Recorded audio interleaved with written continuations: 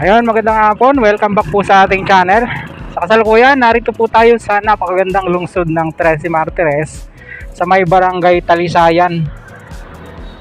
Actually, nandito po tayo sa tagiliran nitong bagong kapitolyo ng Cavite, no? Ayan, no? Ganda. Ongoing pa pala yung construction niya. Tama naman yung mga estatwa, oh. Bronze, no? Bagaman po, yun sa ating nabasa, ang kapitolyo daw ng Cavite ay ang IMOS, ayun dun sa Presidential Decree 1163, kung di pa ako nagkakamali. Pero nandito yung city government sa Trece Martires, no? O yung provincial government. Kakaiba, no? Diba? Yung setup nila. Nandito po tayo sa Governor's Drive sa kasalukuyan, dito nga sa barangay Talisayan. Araw pa rin po ng Sunday 23 sa buwan ng Pebrero 2025. Ang oras na po natin ay alas 12:05 ng hapon. Pinadpad po tayo dito ng request si Ma'am Tordes Ignacio ba yun? Nandyan sa ating screen, ayan, no?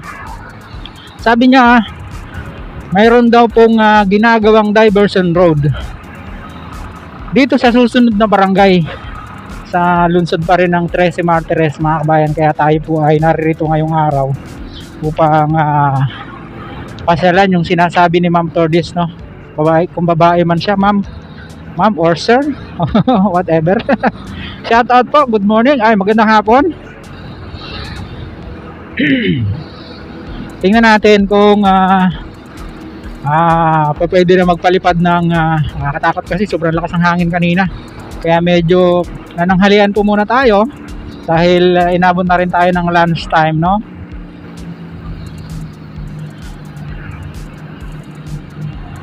Ito po, pag dinire-diretso to, diretso po to ng bayan ng Naik, itong Governor's Drive. Mapakahaba po nito. Ito ay nagmula dyan sa may Binyan pa nga eh, patawid ng Carmona hanggang dire-diretso po dito. Gloko na naman yung ating mic. Sana maliwanag nyo kung mapakinggan. Hindi na tayo makapagtuloy ng gusto, pero unahan lang siguro natin to. Pagtawid nitong tulay ay barangay Kabuko na po yan, o Kabuko, o kung ano man po yung pronunciation. Dito po matatagpuan yung isang diversion road papunta naman sa Naik Indang Road, o po dun sa tatagos, pero hindi pa siya gawa eh, no? Tiningnan natin sa Google Map. Ito yung barangay hall ng barangay Kabuko. Dito tayo kakaliwa, pandabanda raw ito ng konti.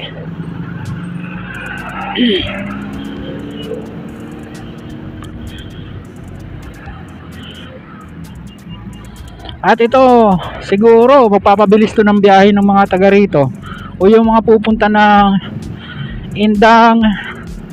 Naik Indang Road, malapit sa may Palange.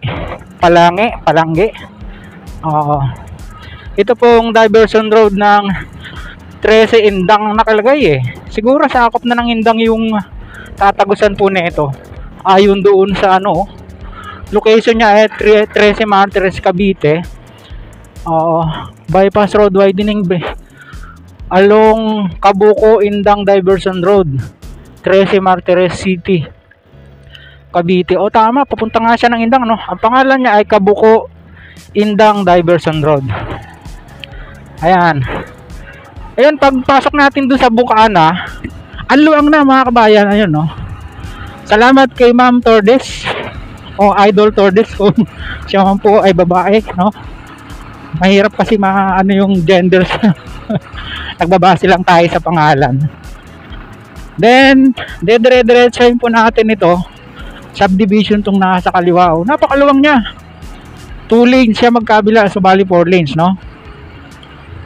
Rio Verde subdivision. Ganda ng bahay, oh. Sabi nung napagtanungan natin, medyo matagal na raw nagawa itong kalsadang to eh. Lamang, alam nyo naman pag DPWH, no? Yun.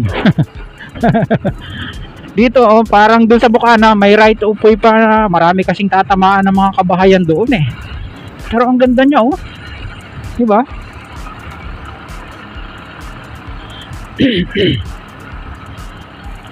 Luang. At yun nga, ito magiging diversion road or bypass road papunta doon sa Naik Indang Road. Yung Palanggi kasi banda roon pa ng konti. Tapos etong dulo, mayroon pong ginagawang tulay. Ongoing. Oo, tingnan nyo ang lalim ng hukay, oh. Ayan na. Tila sa ako pa po yata ng Barangay Kabuko ito eh. Ayan, oh, ganda, di ba?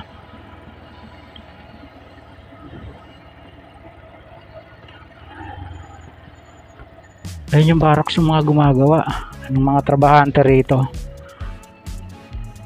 Oo nga, ano, tingnan niyo yung mga coping beam. Coping beam daw ang tawag dyan, yung pagpapatungan ng girders, no? Ayun, may daan sa baba patawid doon sa kabila, pero hindi na tayo pupunta doon mga kabayan. Subukan natin siyang kuhanan ng aerial shot.